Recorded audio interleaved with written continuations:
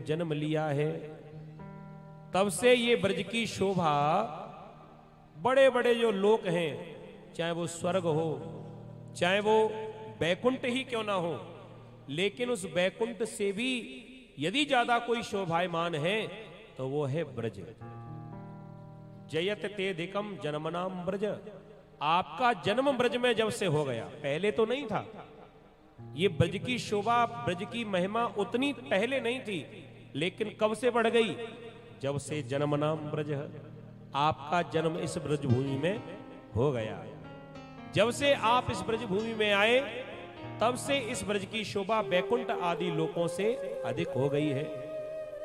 अगर हिंदी में गाएंगे ना इसको, तो इसका अनुवाद एक संत ने हिंदी में भी किया है, और वो लिखते हैं, जन्म जो लिया ब्रज में आपने, धन्य हुआ ब्रज हे लुभावने। सबको लुभाने वाले। और क्यों हुए अदृश्य ढूंढते हैं हम, हो जाइए प्रकट सुधा करावने। हम आपको ढूंढ रही है, प्रकट क्यों नहीं हो जाती? ये सुधा का पान कराने, अपने प्रेम का आस्वादन कराने के लिए आप प्रकट क्यों नहीं हो जाते? दूसरे श्लोक में गोपियां कह रही हैं, हिंदी में अनुवाद सुन लीजिए। शरद के शरद रात्रि में हे कमल नयन, दृष्टि धार से मारते प्रथम। वो कह रही है गोपियां कि केवल तलवार की धार से ही नहीं मारा जाता, आपके जो कटीले नेत्र हैं, ये भी कोई तलवार से कम है क्या? ये कटीले नेत्र, ये तलवार की धार से भी ज्यादा तीखे हैं। और महाराज पहले तो ये मारते ही हैं, नेत्र ही तो हैं जो सबसे पहले घायल करते हैं। उसके बाद डाल फिर हमें विरह जाल में, हे बदिक कहां खोजते हैं हम। संसार का जो बदिक होता है ना, शिकारी, वो मारता है और शिकार को अपने संग ले जाता है। लेकिन आपके जैसा शिकारी कौन होगा जो मार जाता है, वो फिर पीछे पलट कर देखता ही नहीं है। अरे कम से कम घूम कर देख तो लो, पलट कर देख तो लो कि जिसको मार दिया उसका हाल कैसा है। तीसरे श्लोक में गोपियां कहती हैं, विष की मार से असुर के बार से, जल की धार से तारते हो तुम। विष की मार से, विष जलापयाद, ये श्लोक में आया। जब कालिया नाग के विष से ये यमुना का जल दूषित हो गया, तो किसने बचाया? भगवान ने। इंद्र ने जब कोप किया, किसने बचाया? भगवान ने। तो वही कह रही है, विष की मार से असुर के वार से, अघासुर आया, उससे किसने बचाया? आपने।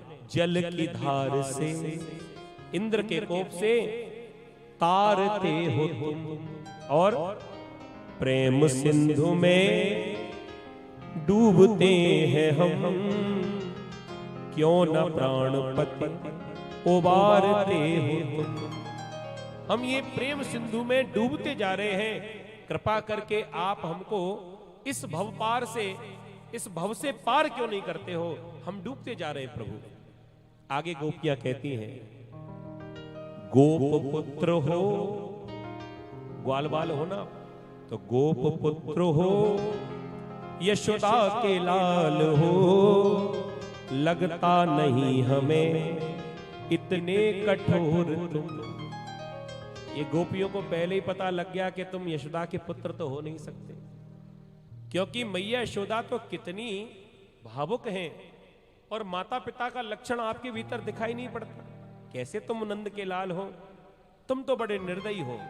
कह रही हैं, यशोदा के लाल हो, लगता नहीं हमें लगता नहीं है। शायद हो ब्रह्म तुम, ग्वाल बाल तो नहीं हो सकते, शायद हो ब्रह्म तुम, ब्रह्मा की प्रार्थना, यादवों के वंश आ गए हो तुम। यदुवंश में आप जन्म लेकर आ गए हो, लेकिन आप ग्वाल बाल तो नहीं हो सकते, आप तो हमें ब्रह्म दिखाई पड़ रहे हैं। और महाराज हम आपसे एक ही निवेदन करेंगे, गोपियों के प्रेम जाल में फंसी, बांसुरी बजा बुला लिया हमें। बढ़िया बांसुरी बजाकर और हमें बुला लिया जंगल में, लेकिन आपने क्या किया? फिर छोड़ क्यों गए? बुला तो लिया, फिर छोड़ क्यों गए? निठुर चले गए, हाय प्रेम में दगा यह किया है क्यों? ये प्रेम में आपने ये छल क्यों किया? पहले तो बुला लिया और अपना घर बार छोड़कर जब हमने आपके पास आने का निर्णय लिया और अपना घर छोड़कर आपके पास आ भी गई, आप हमें छोड़कर चले गए। महाराज ये कहां का निर्णय है? यदि भगवान है तो भगवान तो कल्याण करने वाले होते हैं, और बड़े बड़े साधु संत, बड़े बड़े ग्रंथ यही तो कहते हैं कि मोह छोड़ो, ममता छोड़ दो, त्याग सीखो जीवन में। जब त्याग की भावना आएगी तभी भगवान मिलेंगे। लेकिन हमने खूब त्याग करके देख लिया, हमने घर छोड़ा, बच्चे छोड़े, पति छोड़ दिया, और महाराज इतना त्याग करने के बाद में आप भी हमें त्याग के चले गए। तो फिर संसारी में और भगवान में अंतर ही क्या रहेगा? एक एक श्लोक इतना मार्मिक है, घंटों क्या महीनों चर्चा एक एक श्लोक पर हो सकती है। आगे गोपियां कहती हैं, वाणी तुम वाणी में मधुर, वाक्य भी मधुर, मन की मोहिनी ये रस न छाड़िए। अधरम मधुरम वदनम मधुरम, मधुराधिपते रखिलम मधुरम।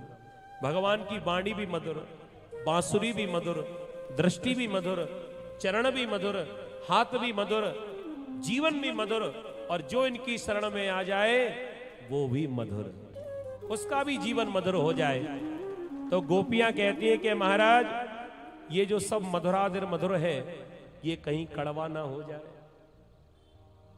क्योंकि संसार वाले अच्छी बातें सीखेंगे सालों में, और बुरी बात झट सीख लेते हैं। ये जीवन का नियम है।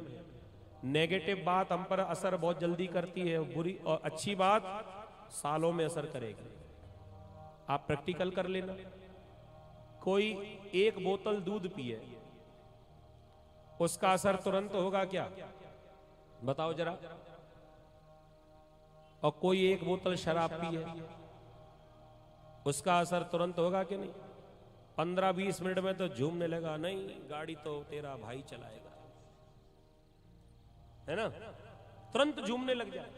तो बुरी चीज का असर जल्दी और अच्छी चीज का असर। एक बोतल कोई दूध पिएगा तो उसका शरीर के भीतर जो प्रोसेस है बहुत लंबा है, उसका असर शरीर में हो सकता है कि 15-20 दिन के बाद या महीना भर के बाद में दिखाई पड़े। वो ऊर्जा दूध की, एक बोतल दूध की महीने भर के बाद में असर करेगी, और मदिरा मिल जाए एक बोतल तो झट ही असर कर जाएगी। तो वो गोपियां भगवान से कह रही हैं कि प्रभु अभी तो सब कह रहे हैं कि सब मधुर है, सब मधुर है, आप भी मधुर हैं, आपका जीवन मधुर है, लेकिन ऐसा ना हो कि संसार वाले कहने लगे कि त्याग से भगवान मिलते हैं। गोपियों ने भी त्याग कर देख लिया, उन्हें तो रोना ही मिला। तो महाराज ये सब मीठी मीठी बातें कड़वी हो जाएंगी। हे दया के वीर दो न और पीर, हे दया के वीर दो न और पीर, दे अधर मृत, दे अधर का मृत माने अमृत तृप्त कीजिए। अपना अधरामृत प्रदान करके हमको तृप्त कर दिए। महाराज कृपा करिए, हमसे गलती भी हो गई हो तो गोपियां कह रही हैं कि हम आपकी फ्री की दासी हैं। दो प्रकार के दास होते हैं, एक तो है जो पैसा लेकर सेवा करता है, और एक सेवक वो जो सेवा तो करता है लेकिन बदले में कुछ लेता नहीं है। लेकिन दोनों ही सेवक हैं, अंतर कितना है? बोलो जरा, अगर तनख्वाह वाले पगार वाले सेवक से कोई काम बिगड़ जाए तो बताओ मालिक उसे छोड़ता है क्या? नहीं छोड़ेगा। सेवा फ्री में थोड़ी करता है, पैसा ले रहा है। कभी कभी नाराज भी हो जाता है। और भैया कोई ऐसा सेवक जो सेवा निस्वार्थ भाव से कर रहा हो, अगर उससे कोई भूल चूक हो जाए तो मालिक डांटता नहीं है, छोड़ देता है, कोई बात नहीं, जाने दो। तो हम भी आपकी असुल्क दासी का बरदनिग्न तो नेह किम बदह, हम आपकी बिना पैसे की दासी हैं। और हमसे यदि कोई भूल हो भी गई तो महाराज हमें आप क्षमा नहीं कर सकते क्या? भगवान से बार बार निवेदन कर रही हैं। और यहां एक गोपी ने तो यहां तक कह दिया कि हमने आपकी बड़ी बड़ी कथाएं सुनी, तब कथामृतम तप्त जीवनम कविभिरीडितम कल्मषापः। अनुवाद देखिए कितना अच्छा है। हिंदी में कवि कहता है इसी भाव को, तब कथामृतम पान करत हम, वह न जीवन भर आधार शेष है। भगवान की कथा कितने भी सुनते जाइए, भरे निरंतर होए न पूरे। कौन कथा भगवान की कह सकता है? भगवान की कथा से तृप्त कोई हो सकता है क्या? बताओ। हाँ, इतना जरूर हो सकता है, जानत तुम ही हुई जाए। भगवान की कथामृत में हम लोग इतने डूब जाएं, इतने डूब जाएं। एक वो बर्फ का टुकड़ा समुद्र की गहराई नापने के लिए जब जाता है तो बर्फ का टुकड़ा समुद्र की गहराई नाप सकता है क्या? नहीं नाप सकता। और अभिमान करने लग जाए कि हम जाएंगे, और कितना टुकड़ा ही नहीं, पूरी बर्फ की सिल्ली भी समुद्र में डाल दोगे, थोड़ी देर के बाद में वो बर्फ ही समुद्र बन जाएगी, विलीन हो जाएगी। ऐसे ही भगवान की कथा सुनते सुनते वो आध्यात्मिक ज्ञान प्राप्त होते ही, गुरु की कृपा प्राप्त करते ही जानत तुमई हो जाए। तो कथामृत सुनते सुनते महाराज हम अमर हो गई हैं, क्योंकि कथा जो सुनता है वो भी अमृत है, और अमृत जो पान कर लेता है वो मरता नहीं है। तो महाराज हम आपके विरह में प्राण तो कब का छोड़ देती, लेकिन हमने आपकी अमृत भरी कथा को सुन लिया है, इसलिए हम मरी ना क्यों ना मरी, क्योंकि कथामृत पी लिया है। हम मरी ना क्यों, तो सुनो वह यूं, कथा तुम्हारी याद शेष है। कथा भी याद है और आपकी याद भी याद है। महाराज अब आप हम पर कृपा करिए, ये विरह अब हमसे सहन नहीं हो सकता, और हम तो केवल इतना ही कहेंगे कि आपने हमको ऐसे छोड़ दिया है। महाराज ये तो विचार करिए, कहां चले गए हो हमें इस प्रकार छोड़कर। हम आपके भरोसे अपना घर छोड़कर आई हैं। अब महाराज आप भी अगर ना मिलो, संसार जिसने छोड़ा भगवान भी ना मिले, तो फिर वो व्यक्ति जाए तो जाए कहां? आपने भी मुझे छोड़ दिया। सब गोपियां ऐसे झरझर आंखों से आंसू बहाती जा रही हैं। 19 श्लोक हैं जी, 5 बज जाएंगे। भाव समझ लीजिए, रो रो कर गोपियां भगवान को पुकारती जा रही हैं, लेकिन भगवान कहीं गए नहीं हैं। भगवान वहीं से सबको सुन रहे हैं, सबको देख रहे हैं। और आज सब गोपियों ने जब रोना शुरू किया, गाना शुरू किया, जो श्रृंगार पर इतना अभिमान कर रही थी, भगवान ने देखा कि सारा श्रृंगार धुल गया और गोपियों को अपना अहंकार भी जो उनसे दूर हो गया। अब भगवान ने तुरंत ही दर्शन दे दिया। बोली रास बिहारी भगवान की।